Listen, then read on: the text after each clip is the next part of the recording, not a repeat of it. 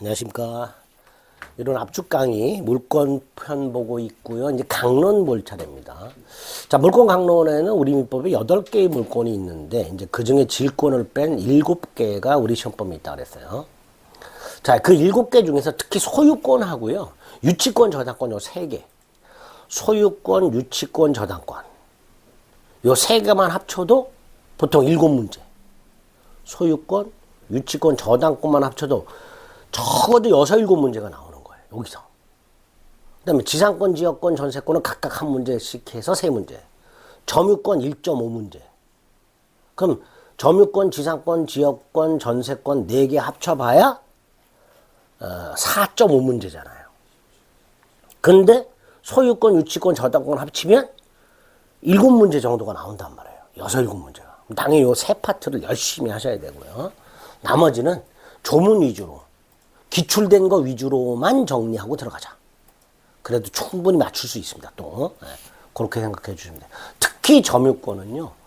내용이 굉장히 어렵습니다. 그러니까 수험생분들이 아주 어려워하시는 부분이에요. 특히 이 자주점유에 관련된 거 대단히 어려워하십니다. 그 다음에 점유권에서 단독으로 제일 많이 나오는 파트가 바로 이 점유자와 회복자와의 관계. 이게 중요한데 이 점유자와 회복자와의 관계도 수험생분들이 대단히 어려워하십니다. 문제는 가볍게 나오는데 내용 자체가 어렵다 보니까 수험생들이 접근을 잘 안 하려고 하죠. 그래서 이 부분에 대해서 집중해서 학습을 하긴 하되 아까 말씀드린 대로 조문 위주로 기출 위주로 정리하자. 기출 위주로. 또 이해가 안 되면 외우자. 특히 조문. 점유권과 관련된 조문이 192조부터 210조까지인데요. 이 조문에서 출제를 대단히 많이 합니다. 그 중에서 빈번히 출제되는 조문들이 있어요. 그 조문들은 좀 외우겠다라고 생각을 하시면 됩니다. 나중에 이제 기출문제를 보다 보면 이 점유권 조문에서 집중해서 나오는 조문들이 있어요. 그런 건 당연히 그냥 이거 또 나왔네 하고 넘어가지 마시고 이거 자주 나오네? 외우자 말이죠. 그럼 점유권은 충분히 맞출 수 있다. 자, 그러면 첫째, 점유권이 뭐냐? 점유란 물건을 사실상 지배하는 거예요. 이게 점유예요. 점유 이퀄 물건을 사실상 지배. 이게 점유다라고 생각하시면 돼요. 그럼 사실상 지배에서 먼저 지배가 뭐냐? 이 지배라는 건 사용, 수익, 처분. 이게 지배예요. 우리 물권이라는 게 물건을 지배하는 권리라 했잖아요. 자, 이때 물건을 지배한다. 지배가 무슨 뜻? 그 물건을 사용하고 물건을 수익하고 타인에게 임대해서 이익을 내고 경우에 따라서 나중에 팔아먹고 그게 뭐야? 그게 지배죠. 사용, 수익, 처분. 이게 지배예요. 근데 사실상의 뜻이 뭐죠? 사실상. 이 사실상은 정당 지배냐 부당한 지배냐를 따지지 않는다 라는 뜻입니다. 정당 지배, 부당 지배 불문. 예를 들어서 갑이 노트북을 돈을 주고 사. 그래서 정당하게 소유권을 갖고 있어. 정당하게 소유권을 가지고 사용하고 있어. 점유죠. 반면에 갑이 노트북을 훔쳐가지고 사용하고 있어. 부당지배죠. 갑이 노트북을 정상적으로 돈을 주고 사서 사용 정당지배. 갑이 남의 노트북을 훔쳐가지고 사용 부당지배.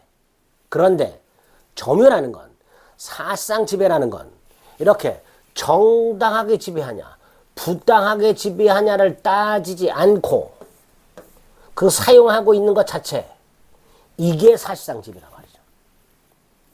그럴 때 점유권이라는 걸 인정해 주는 거예요. 그러니까 갑이 노트북을 소유하면서 사용한다 and 점유권 인정. 도둑놈으로 사용하고 있다 역시 점유권 인정. 위에 거는 정당한 점유권. 정당하게 점유권이 있는 거고 밑에 거는 부당하지만 그래도 점유권이 있는 거예요. 이걸 사실상 지배라고 한다.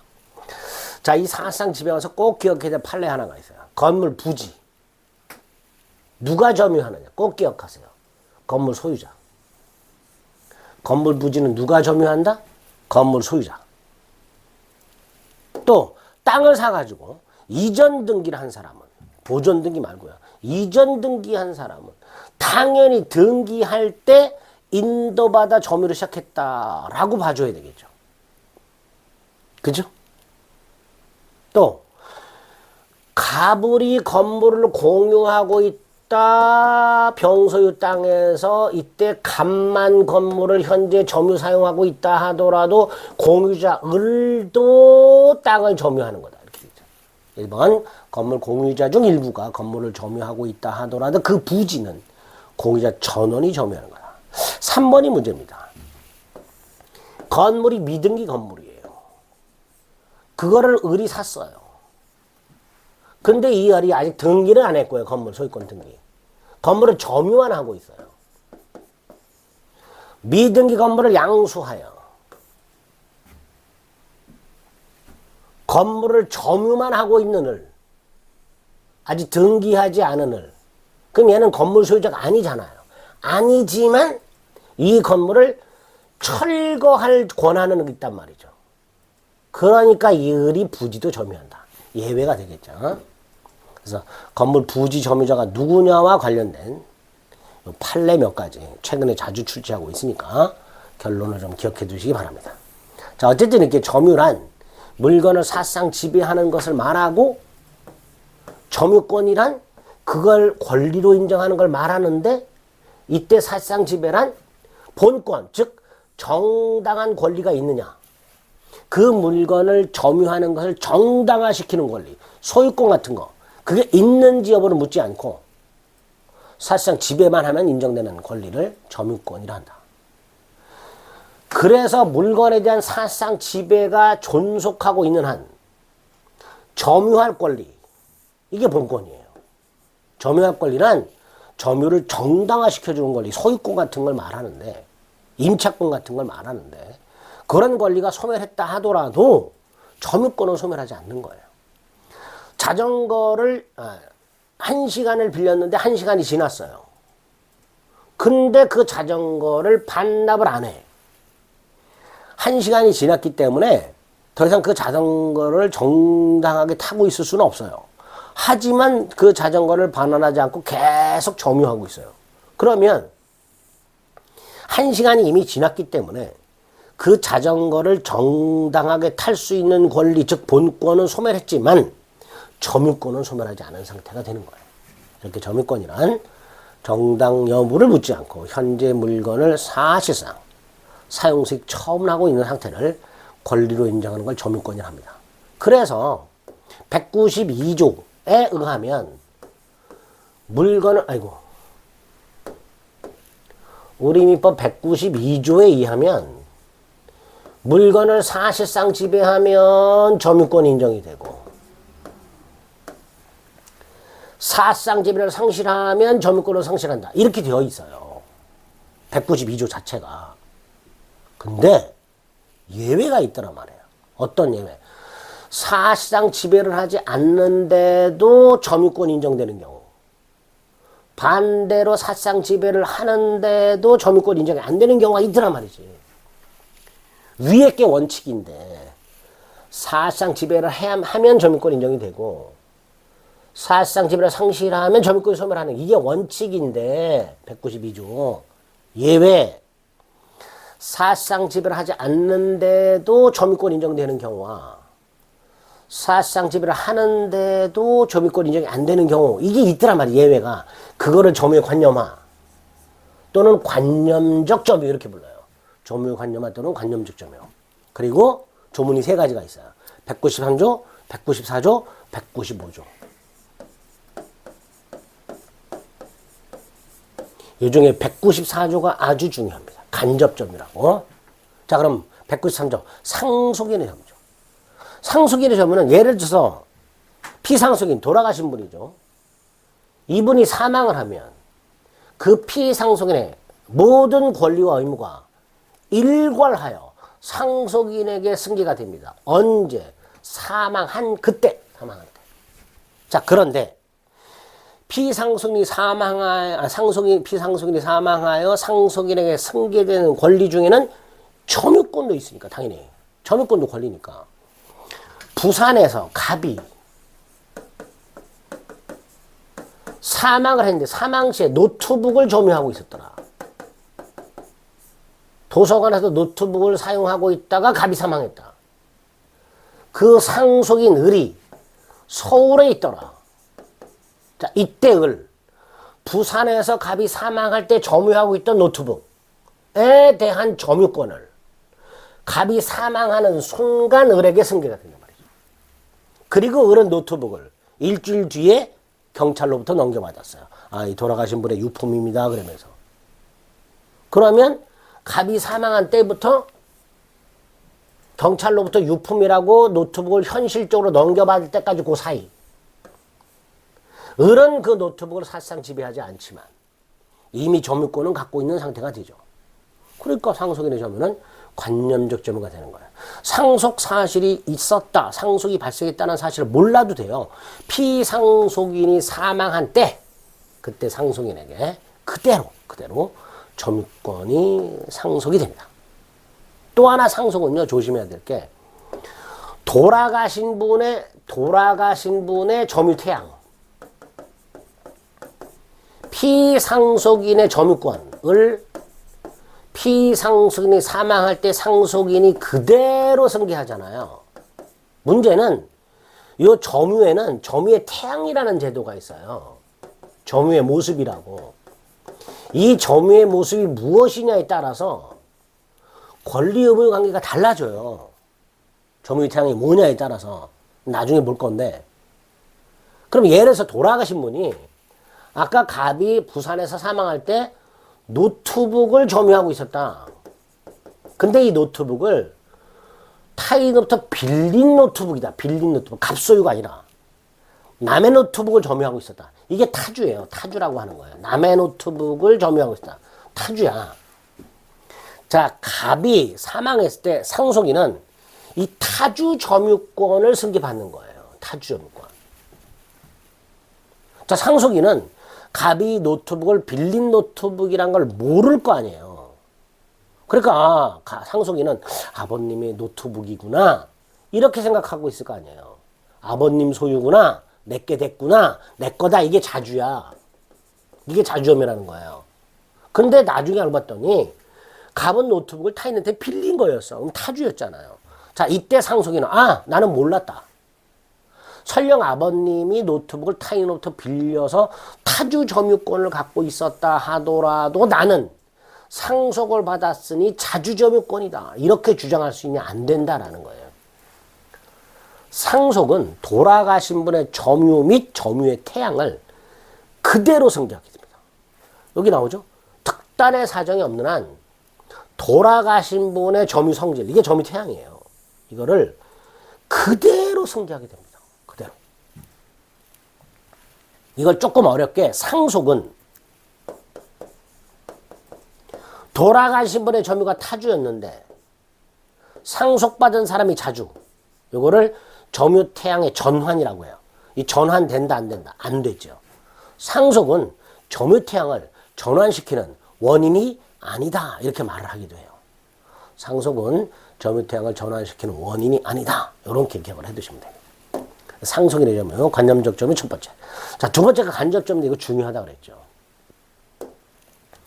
갑소유 땅의 을이 지상권, 갑소유 땅 건물의 을이 전세권, 갑이 자신 소유 다이아몬드 반지를 전당포주인 을에게 맡겨 질권, 갑의 물건을 을이 무상으로 빌려, 갑의 물건을 을이 돈 주고 빌려 임대차, 갑이 창고업자 을에게 물을 보관시켜 물건을 임치 이렇게 되죠. 자, 이럴 때 갑, 자기 땅을 을로 하여금, 자기 땅 건물을 을로 하여금, 자신의 다이아몬드 반지를 을로 하여금, 자신의 물건을 을로 하여금 사용 또는 보관하게 하죠. 이렇게 지상권, 전세권, 질권, 사용대차, 임대차, 임치 등의 관계로 뭐죠? 갑이 자신의 물건을 을로 하여금 사용하게 하거나 보관하게 하는 관계죠. 그죠? 갑 소유 A 물건을 지상권 지역, 지상권 전세권, 질권 사용대차, 임대차 계약을 맺어서 을로 하여금 사용하게 하거나 보관하게 하는 계약관계, 이거를 점유매개관계라고 합니다. 그걸 통해서 타인 을로 하여금 그 물건을 점유, 사용, 보관하게 한 자, 갑. 이 사람은 간접으로 점유권이 있어요. 대표적으로 임대인, 간접 점유자. 그럼 임차인은 직접 점유자. 요렇게 되겠죠. 그죠? 그래서 지상권 설정자, 전세권 설정자, 질권 설정자, 사용 대주, 임대인, 임치인 이런 애들이 간접 점유자. 지상권자, 전세권자, 질권자, 사용 차주, 임차인, 임치인의 반대 수치인 이런 애들이 직접 점유자 이렇게 되는 거죠. 이걸 간접 점유를 한다. 임대인 같은 경우가 관념적 점유가 되는 거죠. 자, 이런 간접 점유자도 나중에 보시게 되는 204조 점유물 반환 청구권, 205조 점유물 방해 제거 청구권, 206조 점유물 방해 예방 청구권, 싸잡아서 점유 보호 청구권, 다른 말로 점유권에 기초한 물권적 청구권, 이게 인정이 되는 거예요. 전 3조의 청구권, 204조, 205조, 206조, 왜? 207조니까. 전 3조란 207조에서 말하면 앞에 3개, 204조, 205조, 206조, 점유권에 기초한 물권적 청구권은 194조, 좀 전에 본 거. 그 규정에 의한 간접 점유자, 예컨대 임대인도 행사할 수 있다. 그래서 갑이 을에게 빌려준 물건을 병이 침탈을 해가면 직접 점유자인 임차인 을뿐만 아니라 간접 점유자인 갑도 침탈자 병을 상대로 점유물을 반환하라 이렇게 청구할 수 있는 거예요. 자, 여기서 2항 나왔죠. 직접 점유자, 즉 임차인의 점유를 누가 침탈했을 때 임차인뿐만 아니라 간접 점유자인 임대인도 그 물건을 반환하라 청구할 수 있는데, 여기서 먼저 갑이 병에게 먼저 을에게 반환하라. 을에게. 단 을이 반환을 받을 수 없거나 반환받기를 원하지 않을 때, 이럴 때는 나에게 반환하라. 그러니까 갑은, 임대인은 을, 임차인의 점유를 침탈한 병, 제3자에 대해서 먼저 을에게 반환할 것을 청구할 수 있고, 그게 안 됐을 때 그러면 나에게 반환하라. 이렇게 청구할 수 있는 거예요. 그게 207조 1항, 2항이 됩니다. 특히 207조 2항은요. 이렇게 출제를 한 적이 있어요. 임차인의 점유를 침탈한 병을 상대로 임대인은 임차인 또는 자기 자신에게 반환할 것을 청구했다. 이렇게 나온 적이 있어요. 틀린 지문이에요. 을 또는 자기 자신에게 반환할 것을 청구하는 게 아니라 먼저 을에게 반환할 거라. 다만 을이 반환받을 수 없다면 그러면 나에게 반환하라. 이게 207조 2항의 취지다. 근데 어쨌든 간접점유가 뭐고, 그 간접점유자도 207조에 의해서 간접점유자도 점유권이 있으니까 당연히 점유보호 청구권 인정이 돼야 되잖아요.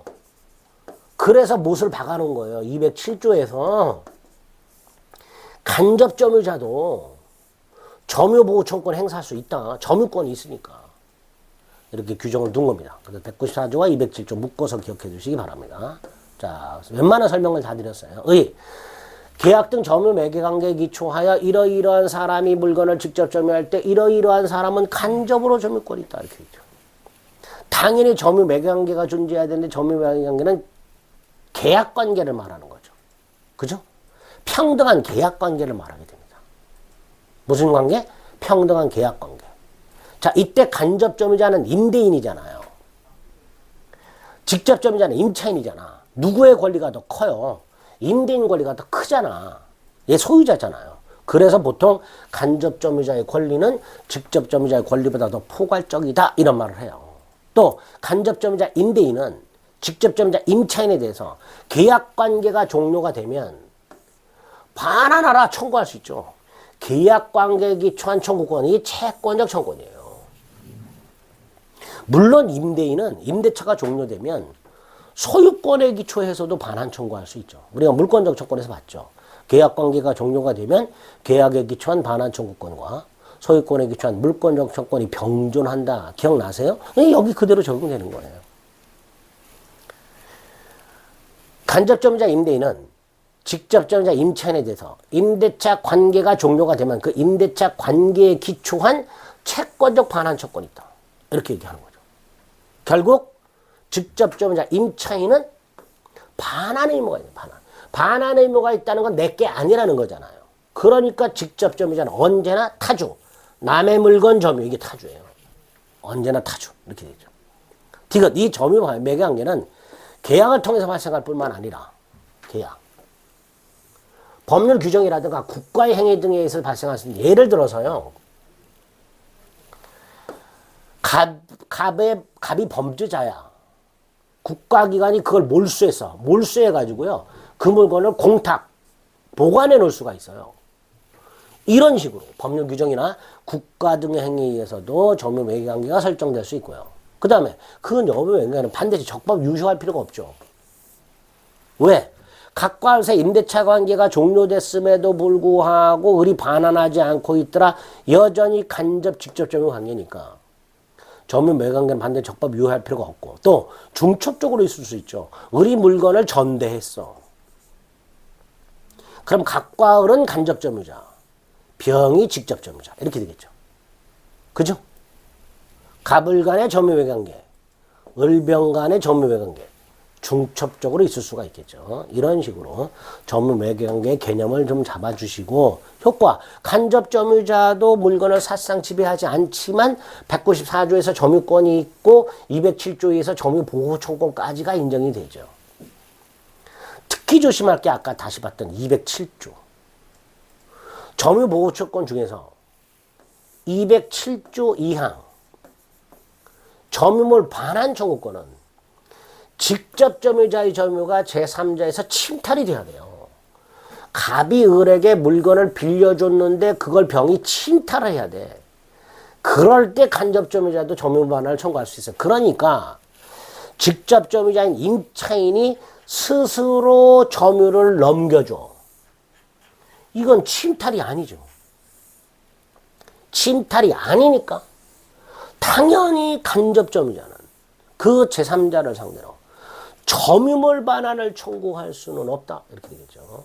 분명히 207조 2항에서 직접 점유자 점유가 침탈되었을 때 간접 점유자가 점유 반환을 청구할 수 있도록 되어 있으니까 니은 꼭 좀 기억을 해두셔야 됩니다. 그래서 디귿, 직접 점유자의 점유가 제3자에서 침탈되었을 때 간접 점유자 점유 반환을 청구할 수 있어요. 그리고 아까 다시 한번 먼저 누구에게 반환하라? 임차인에게 반환해라. 근데 그 임차인이 반환받을 수 없거나 반환받기를 원하지 아니할 때 나에게 반환하라. 이렇게 되어 있었죠. 뭐 이런 것들을 기억해 주시면 되겠습니다. 간접점유 이 정도. 그 다음에 이제 관념적 점유 마지막이 점유 보조자인데요. 가사상. 가사상은 집주인과 가사도우미, 영업상은 가게 주인과 가게 점원 생각하시면 돼요. 이런 관계, 요거를 점유 보조 관계라고 해요. 점유 매개 관계 아닙니다.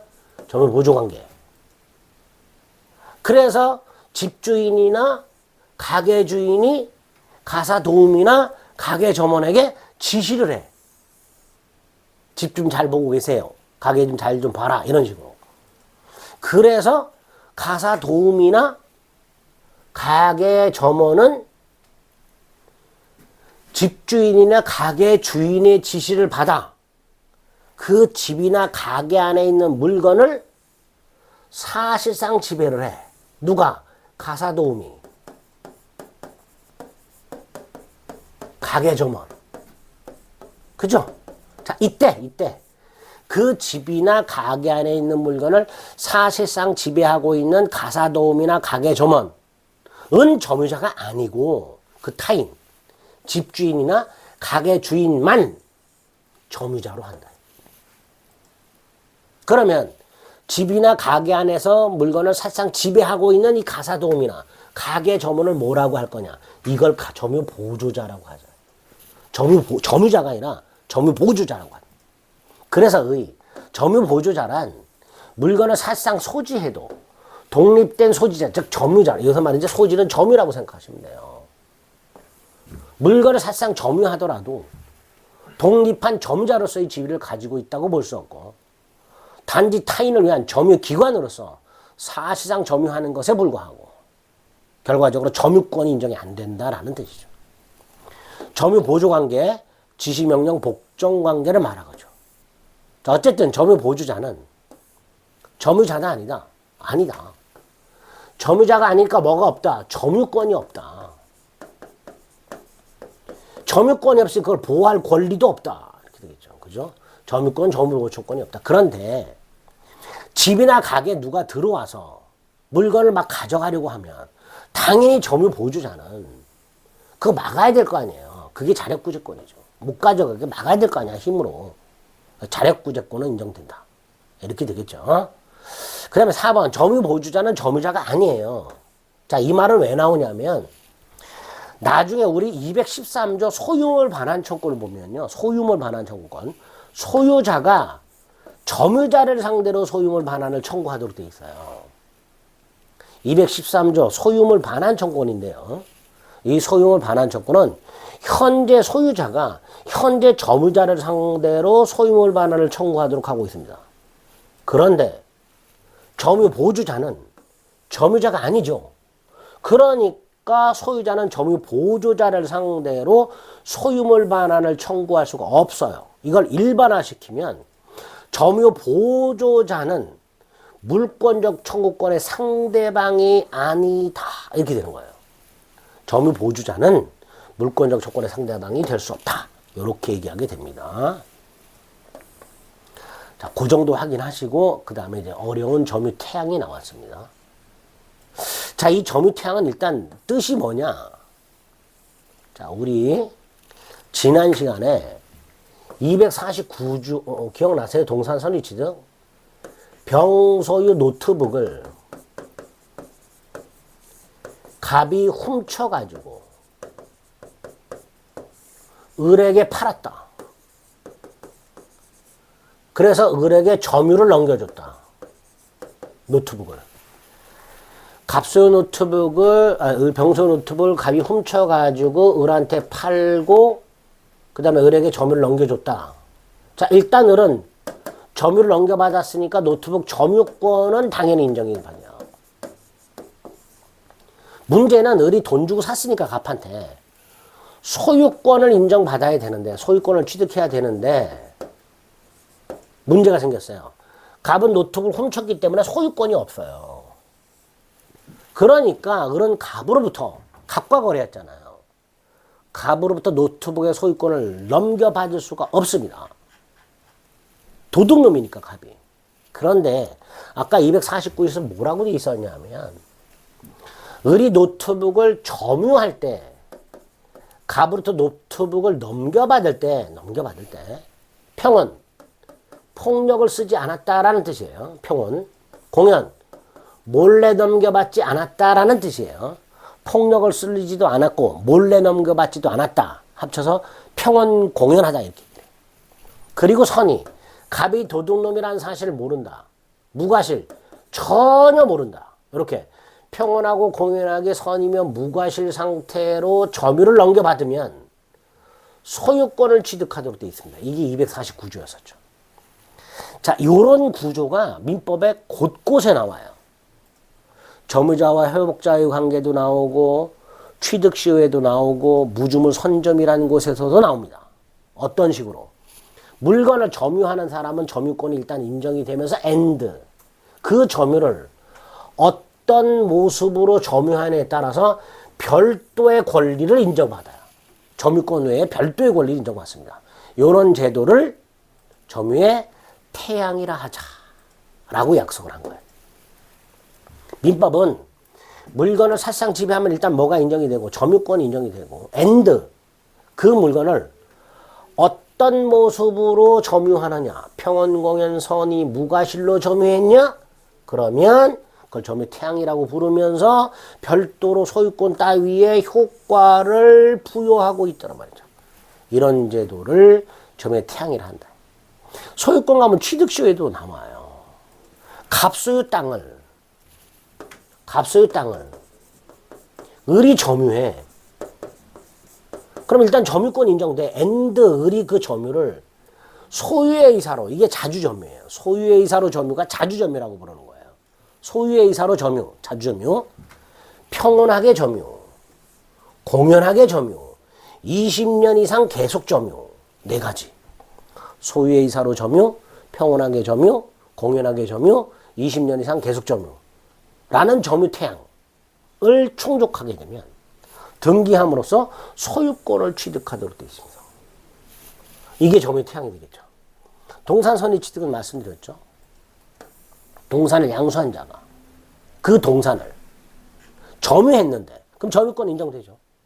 그때 평원, 공연, 선의, 무과실로 점유하면 플러스 소유권도 인정이 되다. 이런 걸 점유태양이랍니다. 자, 그러면 민법에 점유태양이 어떤 게 있느냐? 총 6개가 있어요. 소유의 의사가 있는 점유, 자주점유. 반대가 타주. 소유의 의사가 있다, 자주, 없다, 타주. 그럼 있다, 효과가 인정되겠죠. 없다, 효과 인정 안 되겠죠. 평원점유 반대, 폭력점유. 평원점유 효과 있다, 폭력점유 효과 없다. 공연점유 반대, 은비점유. 은비, 몰래점유. 공연점유 효과 있다, 은비점유 효과 없다. 선의점유, 뭔가를 모른다, 악의 뭔가 안다. 무과실, 아무런 잘못이 없다, 부주의가 없다, 무과실, 부주의가 있다, 과실. 특히 무과실은 선의 앤드 무과실이에요. 선의가 선의 무과실과 선의 과실로 나눠져요. 선의 무과실과 선의 과실로 나눠져요. 그러니까 요 선의와 선의 무과실은 선의인 경우에 효과가 인정되는가, 선의 무과실까지 되어야 효과가 인정되는가. 이런 거 좀 구별하실 필요가 있어요. 그 다음에 취득시효. 20년 계속점유, 10년 계속점유, 5년 계속점유. 안 되면 20년이 안 됐다, 10년이 안 됐다, 5년이 안 됐다, 불계속점유 이렇게 되겠죠. 자, 이렇게 총 6개. 자주, 평원, 공연, 선의, 무과실, 계속. 요 6개 중 동산 선의 취득 4개, 부동산 소유권 점유 취득 시효 4개, 무주물 선점 1, 등기부 취득 시효 6개 전부. 이렇게 6개의 점유 태양 중 일부 또는 전부를 갖추면 소유권을 취득한다든가 과실을 수취한다든가 등등 일정한 법적 효과를 부여받습니다. 이렇게 법적 효과를 부여받는 것을 하자가 없는 점유라고 하겠죠. 반면에 타주, 폭력, 은비, 악의, 과실, 불계속, 소유권 취득할 수 없어, 과실 수취할 수 없어, 이런 걸 하자 있는 점유, 이렇게 부르게 됩니다. 문제는 이런 점유 태양이 문제가 될 때, 예를 들어서 아까 병소유 노트북을 갑이 훔쳐가지고 을한테 팔았을 때, 그리고 점유를 넘겨줬을 때, 을이 이 노트북 소유권을 취득하려면 평온하고 공연하게 선의이며 과실 없이 점유를 해야 되는데 문제가 생겨. 병과 을이 소송이 붙었단 말이에요. 소송. 병이 을을 상대로 노트북 반환 소송을 제기했다. 을은 당연히 선의 취득을 주장할 텐데 주장만 해서는 안 되고 증명까지 해야 되는 문제가 생긴단 말이죠. 민사소송에서는 증명만 해서는 안 되고, 주장만 해서는 안 되고 증명까지 해야 되는 문제가 생기는 거예요. 근데 이게 증명이 어렵단 말이에요. 자, 우리 지난 시간에 등기의 추정력에서 말씀드렸죠. 증명이 어려울 때 등장할 수 있는 게 뭐다? 추정. 아, 그러면 점유태양에 대해서 추정 규정이 있을까? 추정을 해줄까? 있더라 말이지. 그래서 중요한 게 190조 1항과 198조입니다. 점유와 관련된 추정 규정 아주 중요합니다. 잘 나옵니다. 일단 점유자는요. 물건을 점유하고 있을 때 그 물건을 소유의 의사로 자주, 이 자주란 말은 빈번이란 뜻이 아니에요. 스스로 자자 주인 주자 씁니다. 자주, 선의, 평원, 공연 점유 추정 네 가지. 근데 무과실 점유는 추정이 없어요. 이건 추정이 안 돼. 규정이 없어요.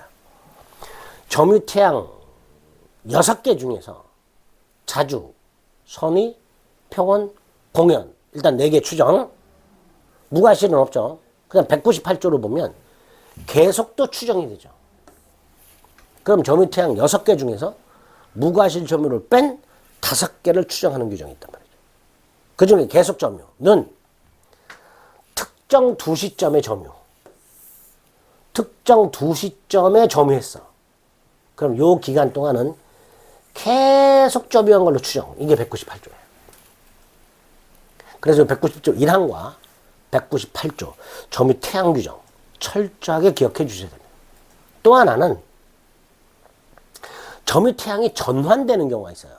자주가 타주로, 타주가 자주로, 선의가 악의로 이렇게 그 점유 태양이 바뀌는 것을 점유 태양의 전환 이렇게 부르는데 민법에 선의 점유로 추정됐다가 이게 악의로 전환되는 경우를 규정하고 있습니다. 그게 197조 2항입니다. 일단 점유자는 선의로 추정이 돼요. 자, 다시 한번 아까 병소유 노트북을 갑이 절취해가지고 을한테 팔아먹고 을에게 점유를 넘겨줬을 때 병을이 소송이 붙은 경우 을은 평원점유 추정, 공연점유 추정, 선의까지 추정이 되죠. 그러니까 무과실은 추정이 안 돼요. 따라서 을은 평원, 공연, 선의 점유는 증명할 필요가 없어. 추정되니까. 무과실은 추정이 안 되니까 을이 무과실 점유를 증명해야 돼. 근데 을이 무과실 점유를 증명을 못했어. 그럼 패소하죠. 증명해야 되는 사람이 증명을 못하면 패소한다 그랬어요. 결과적으로 병이 을을 상대로 노트북 소유를 반한 소송을 제기했는데 을이 무과실 점유를 증명을 못해서 패소. 이렇게 말할 수 있죠. 점유자가 소유권 등 본권 소송에서 패소했어. 그럼 이 점유자는 악의로 바뀌어요. 아까 선이 추정됐었잖아. 근데 악의로 바뀌어. 언제부터 악의로 바뀌느냐? 병이 을을 상대로 소송을 제기한 때. 이때부터 악의로 바뀝니다. 그래서 197조 1항과 198조는 점유 태양을 추정하는 규정이고 197조 2항은 선의 점유가 악의 점유로 바뀌는 규정인데 요건 언제 어떤 경우에 선의로 선의 점유로 추정됐던 사람이 소유권 등 소송에서 패소했을 때 이 요건. 그럼 언제부터 악의로 바뀌어? 패소가 확정된 때가 아닙니다. 꼭 기억하세요. 소송이 제기된 때. 그때부터 악의 점유자로 바뀌게 됩니다. 자, 점유태양이 어떤 거고, 자, 어떤 게 마련이 되어 있으며, 소송과 관해서 추정하는 규정 및 선의가 악의로 전환되는 규정까지 두고 있다. 딱 요렇게 197조와 198조를 중심으로 의 및 유형을 딱 정리를 해 두시면 됩니다. 그리고 나서 제가 처음에 말씀드린 대로 자주가 대단히 좀 중요하다 그랬는데 어려워요. 그래서 압축 강의 시간에는 기본만 딱 확인하시고요. 나머지 필요한 것들은 기출별로만 정리하겠습니다. 안 그러면 이 자주면 대단히 어렵기 때문에 수험생분들이 아주 골머리를 없는 부분이에요. 자, 먼저 자주점유는 딱 필요한 것만 정리한다 그랬어요. 자주점유는 소유의 의사에 의한 점유라고 그랬죠. 자, 여기서 먼저 소유의 의사부터가 굉장히 어려운 개념이에요. 이 소유의 의사라는 건 흔히 우리가 내가 어떤 물건을 소유하려는 의사, 보통 이렇게 말할 거 아니에요. 어떤 물건을 소유하려는 의사, 어떤 물건에 대해서 소유권을 취득하려는 의사, 또는 내가 저 물건의 소유권을 가지고 있다는 생각, 이런 걸 소유의 의사라고 하느냐 아니다라는 거예요. 상식적으로 생각하면요, 내가 저 물건을 소유해야지라는 게 소유의 의사가 될 거야. 그런데 우리 대법원은 소유의 의사를 가지고 하는 점이란 어떤 물건을 소유하겠다, 내가 저 물건을 소유해야지, 정당하게 법적으로 소유해야지 라는 의사를 말하는 게 아니란 말이에요. 그럼 뭐냐? 내가 어떤 물건의 소유권이 있는지 없는지, 소유권을 취득하는지 마는지를 일단 따지지 않고 그 물건을 마치 소유자처럼 지배하겠다, 사용수익 처분하겠다라는 사실상의 의사, 이게 소유의 의사다. 조금 심하게 말하면 도둑놈 심보를 말하는 거예요. 도둑놈 심보.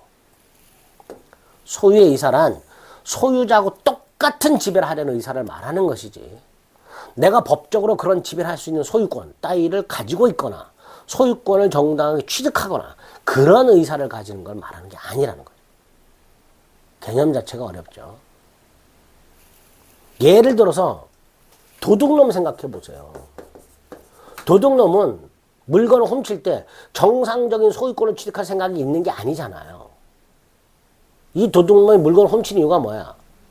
처분하려고 하는 거 아니에요. 처분할 때 지가 마치 소유자인 것처럼 얘기할 거 아니에요. 도둑놈의 물건을 훔쳐서 점유하는 이유, 마치 소유자처럼 팔아먹으려고 훔치는 거잖아요. 그게 소유의 의사라는 거예요. 그런 게. 그럼 매수인은 어때요? 매수인도 마찬가지죠. 내가 이거를 나중에 팔 때 내가 소유자로서 팔아먹어야지, 이런 생각으로 사는 거잖아요. 그것도 소유의 의사라는 거예요.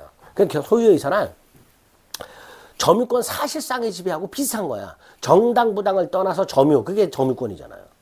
그럼 소유의 의사도 정당 부당을 떠나서 내가 소유자로서 마치 소유자처럼 물건을 사용수익 처분하겠다는 그런 의사, 그게 소유의 의사다, 이런 뜻. 그래서 매수인, 정상적인 소유의 의사를 가지고 있는 거예요. 도둑놈, 정상이냐 부당을 떠나서 요놈도 소유의 의사를 갖고 있는 거예요. 매수인은 우리가 봤을 때 정상적인 소유의 의사고, 도둑놈은 정상적이냐를 따지지 않고 소유의 의사가 있는 거고. 그렇죠? 그렇게 생각하시면 돼요. 그러니까 정상적인 것만 소유의 의사라고 생각하시면 안 돼요. 정상, 비정상을 떠나서 소유자와 똑같은 지배, 사용수익 처분 하겠다는 의사, 이게 소유의 의사, 자주점유니까 도둑놈도 자주점유자가 되는 거예요. 이때 자준지 타준지를 뭘 가지고 판단하느냐, 그 사람이 그 물건을 점유하게 된 원인이 있을 거 아니에요. 돈 주고 샀다, 자주. 훔쳤다, 자주. 빌렸다, 타주. 요거 가지고 판단하겠다는 거예요.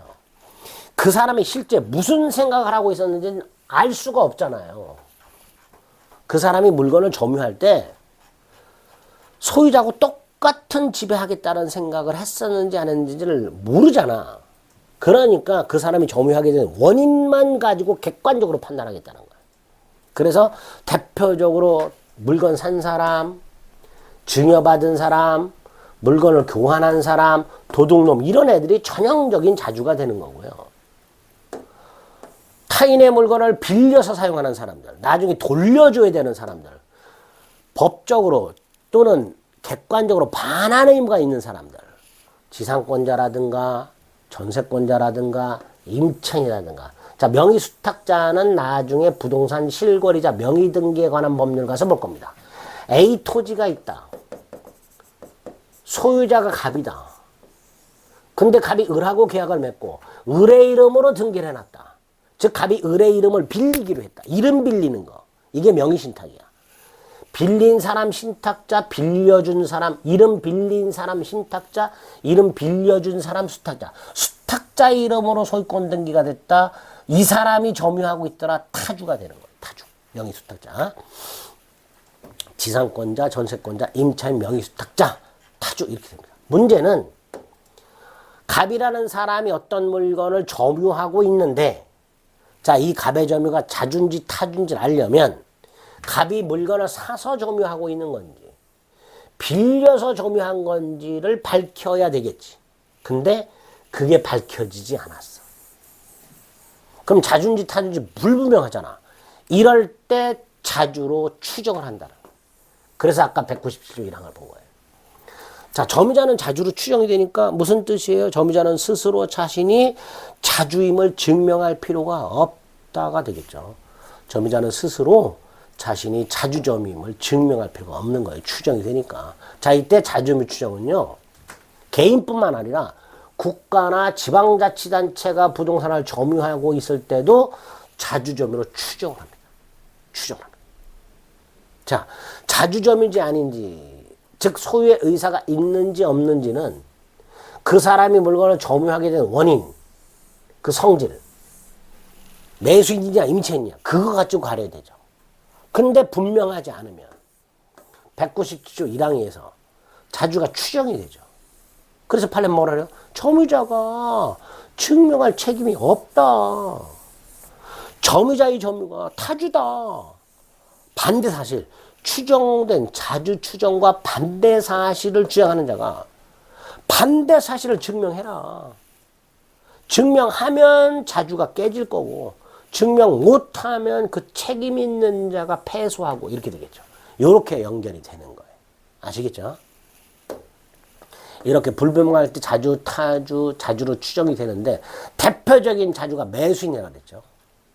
그래서 매수인이 착각을 해서 인접 토지 일부를 매수했다고 생각하고 점유.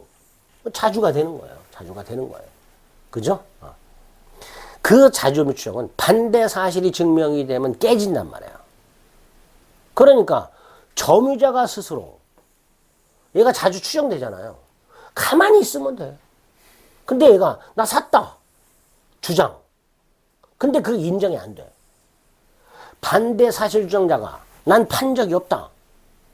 그래서 그게 인정됐냐? 그게 아니잖아요. 판 적이 없다라는 걸 주장하는 자가 그걸 증명해야 자주가 깨지는데 점유자가 나 샀다. 주장할 필요 없죠. 인정받을 필요도 없어요. 그러니까 자주 주장은 깨지지 않습니다. 반대 사실 주장자가 반대 사실을 증명해야 깨지게 된단 말이죠. 그죠? 그래서 대표적으로 어떤 점유자가 자주로 추정이 됐었는데 나중에 봤더니 임차인임이 밝혀졌더라. 그럼 자주점 추정은 깨진다. 이렇게 되겠죠. 그죠? 그 다음에 점유자가 점유를 개시할 때 소유권 취득의 원인이 될 수 있는 법률행위 뭐가 있을까? 매매. 매매가 없다는 것을 알면서 점유. 쉽게 말하면 남의 땅을 무단 점유한 거죠. 이거를 악의의 무단 점유예요. 내가 이 땅을 산 적이 없어. 그런 사실을 잘 알면서 악의로 무단 점유했다. 그러면 자주점 추정이 깨집니다. 대표적인 게 내가 땅을 샀어. 사가지고 점유하고 있는 면적이 내가 산 땅의 공부상 면적을 상당히 초과해서 점유하고 있어. 내가 산 땅의 공부상 면적이 50평이야.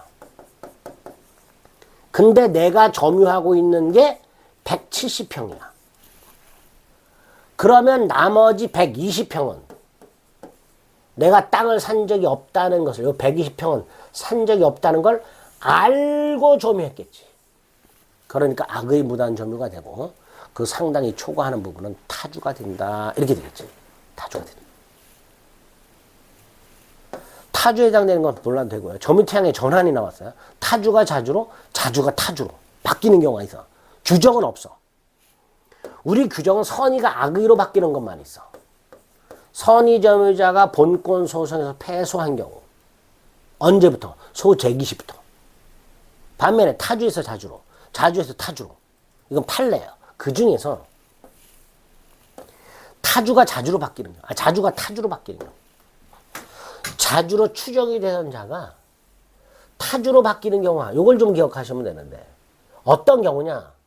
자주점유로 추정이 되는 자가 그 점유한 물건을 누군가에게 타인에게 인도를 해주거나 반환을 할 의무가 생기면 인도 의무나 반환 의무가 생기면 타주로 바뀝니다.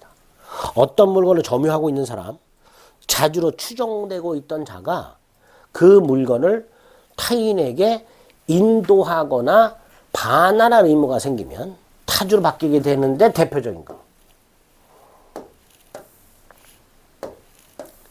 땅을 가지고 있다가 팔았어. 그럼 매수인한테 인도해야 되잖아요. 그러니까 그 매도인은 자주에서 타주로 바뀌겠죠. 그죠? 부동산이 경매가 됐어. 경락인이 경락되고 완납했어. 그럼 그 경매된 목적물의 소유자 경락인에게 인도해야 되잖아요. 그러니까 타주로 바뀌어. 매수인은 자주라고 그랬어요. 근데 매매가 무효 취소되었어. 그럼 매수인은 물건을 반환해야 되죠. 타주로 바뀌겠죠. 매수인은 자주였는데 자주로 추정되는데 매매계약이 무효 취소되면 매수인은 매도인에게 물건을 반환할 의무가 생기니까 타주가 되겠죠. 3번 소유자가 점유자를 상대로 소송을 지기 반환해라 등기를 말소해라 이렇게 소유자가 점유자를 상대로 소송을 제기했고 점유자가 패소했어. 판결문이 뭐라고 나와요? 등기를 돌려줘라. 토지를 반환해라. 이렇게 판결이 나오겠죠. 그러니까 이 점유자는 그 패소 판결이 확정된 때부터 반환의 의무가 생겨요. 그러니까 그때부터 타주로 바뀌는 거예요. 선의가 악의로 바뀌는 거하고 구별하셔야 돼요. 소유자가 점유자를 상대로 소송을 제기했으니까 본권 소송이죠. 점유자가 패소했죠. 그럼 얘는요. 소제기 시부터 악의로 바뀌어요. 그거와 별개로 패소 확정한 때부터 타주로 바뀝니다. 3번 조심하시오. 나머지는 크게 신경 안 써도 됩니다. 그래서 자주점유가에서는 요 정도 확인을 좀 해달라. 그 다음 선의는 내가 어떤 물건에 본권이 없는데도 있다고 믿는 거야. 내 거라고 믿는 게 선의라고 생각하시면 돼요. 악의는 도둑놈처럼 내 게 아닌 걸 뻔히 알아. 그 선의가 선의 무과실과 선의 과실로 나눠지게 되는데 선의까지는 추정이 돼요. 근데 무과실은 추정이 안 되고 또 선의가 악의로 바뀌어. 언제? 본권소에서 패소했을 때. 언제부터? 소가 제기될 때부터. 그죠? 무과실 점유는 추정이 안 된다라고 분명히 말씀드렸습니다. 따라서 무과실 점유가 필요한 경우 두 가지. 선의 취득하고요. 등기부 취득 시효. 선의 취득이나 등기부 취득 시효에 보면 무과실 점유를 요건으로 하고 있어요. 근데 여기서는 추정이 안 되니까 선의 취득하려는 자, 등기부 취득 시효를 주장하는 자가 무과실 점유를 증명해야 되겠죠. 폭력 공연, 평온 공연, 폭력 은비, 계속 불계속 뭐 이런 점유가 있더라. 그리고 계속 점유도 추정이 됐죠. 자, 특히 동그라미 2번. 계속 점유 추정은요. 보세요. 특정 두 시점의 점유 사실 인정받으면 계속 점유가 추정된다 그랬죠. 자, 2010년에 갑이 점유했어. 2024년에 또 갑이 점유했어. 특정 두 시점에 점유했으니까 추정이 되겠죠. 근데 2010년은 갑이 점유했고 2024년에는 을이 점유하고 있어. 그러면 을이 2010년부터 계속 점유한 걸로 추정되냐? 원래는 안 되겠지. 안 되는데 우리 대본이 중간에 언제쯤 예를 들어서 뭐 한 2015년쯤 갑이 을에게 점유를 넘겨줬다는 게 증명이 됐어. 갑이 이렇게. 그러면 을은 2010년부터 계속 점유한 걸로 추정을 해줍니다. 즉 198조 계속 점유 추정은 전후 양시점에 동일인이 점유한 경우뿐만 아니라 전후 양시점의 점유자가 이렇게 달라도 중간에 점유를 상계해줬다라는 게 증명이 되면 점유계속 추정도 인정해 줍니다. 자, 이런 식으로 점유태양을 정리하시면 되는데 좀 어렵죠. 어려우니까 조문 암기하시고 제가 체크해 드린 거 정도만 반복을 하셨다가 나중에 기출 문제 가지고 기출 나왔던 것만 딱 정리해서 머릿속에 들어가시면 되겠습니다. 자, 그러면 점유권 취득과 소멸이라는데 이것은 점유권의 효력 변동과 효력과 관련된 거고요. 이건 시간을 좀 달리해서 살펴보도록 하겠습니다. 네, 수고하셨습니다.